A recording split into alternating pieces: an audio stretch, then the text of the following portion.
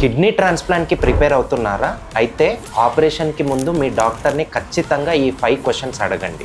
Number 1, నా కేసులో kidney transplant better ఆప్షనా లేదా డయాలసిస్ కంటిన్యూ చేయడం బెటరా అని అడగండి. నంబర్ 2, నా డోనర్ సూటబుల్లా, నా కంపాటబిలిటీ టెస్ట్ ఏం చెప్తున్నాయి అని అడగండి. నంబర్ 3, సర్జికల్ కాంప్లికేషన్స్ ఏంటి, short term complications and long term complications ఏమన్నా ఉంటాయా. నంబర్ 4, నా డోనార్తో హెచ్ఎల్ఏ మ్యాచింగ్ ఎలా ఉంది, క్రాస్ మ్యాచ్ రిపోర్ట్ నెగటివ్ వచ్చిందా లేదా, రిజెక్షన్ రిస్క్ ఎంత ఉంటుంది.